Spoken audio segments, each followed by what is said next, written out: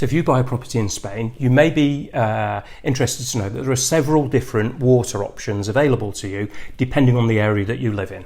So of course we have mains pumped drinking water called Potable water. We have Reigo water, which is farm irrigation water. And then finally you have Deposito water, which is where you have a big tank in the ground and you have your water delivered to you.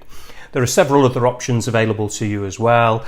You can have water that comes from a well, you can collect rainwater and things like that. But in this week's episode, which is number 159 of 2 Minute Tuesday, we're going to concentrate solely on the main kinds of water that people have in their properties here in Spain.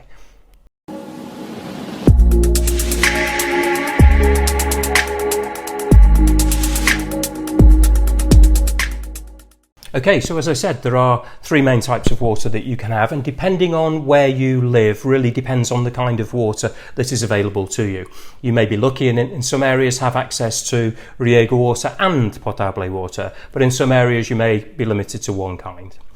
So what are the technical differences between the different kinds of water? So Reigo water is primarily intended for agricultural irrigation. Whereas obviously Potable drinking water is designated for human consumption. So there's a difference between the two, and there's a quality difference between the two. Now, mains drinking water is subject to incredibly strict regulations to ensure that it meets all kinds of safety for human consumption. On the other hand, the farm irrigation water, you wouldn't expect it to have the same quality of standards.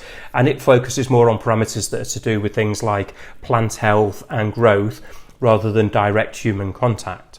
And this is the differences in how the water is treated. So obviously mains drinking water undergoes extensive treatment processes to remove all the contaminants and to ensure that it's safe for drinking. Whereas irrigation water may undergo very basic treatments or filtrations, but the level of treatment is generally not going to be as rigorous as it would be for, say, drinking water.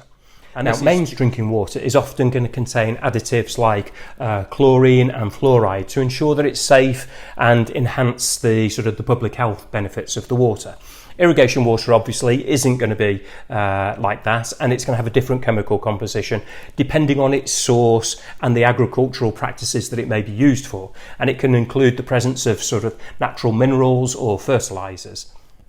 Now, mains water is going to be distributed through a dedicated network of pipes and infrastructure, and it's designed to deliver the water in a safe and metered capacity direct to homes and businesses.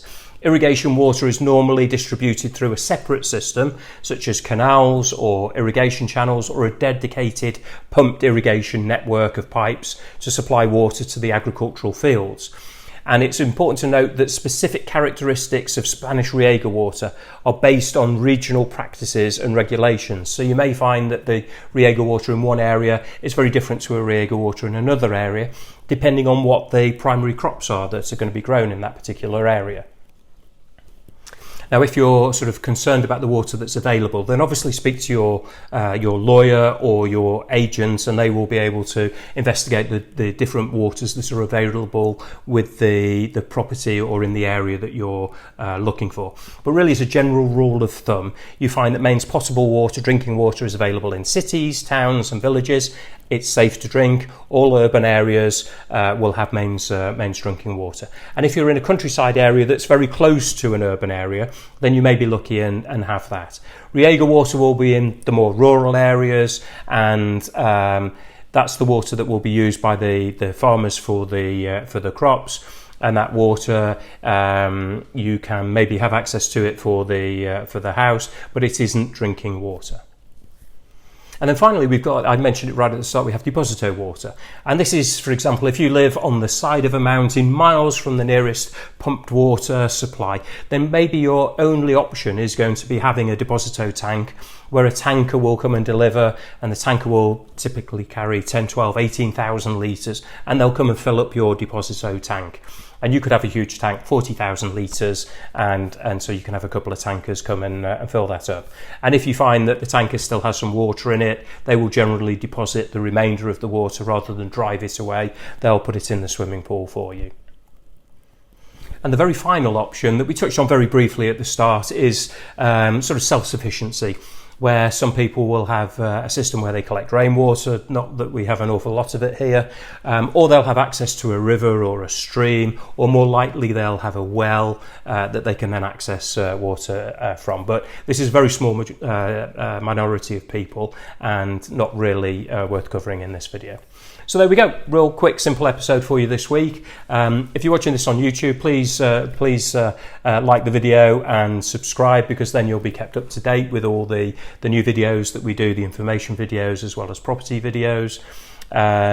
If you have any questions about anything, whether it's these videos or if it's about buying property in the area, the properties themselves, or the rules and laws about buying property in Spain, then my details are on the screen at the moment, so please feel free to drop me a line. We'll be more than happy to help you. And that's it really for this week's episode. Hopefully you've enjoyed it, and we'll look forward to seeing you for the next episode of 2 Minute Tuesday with Honda Valley Homes very soon. Until then, adios.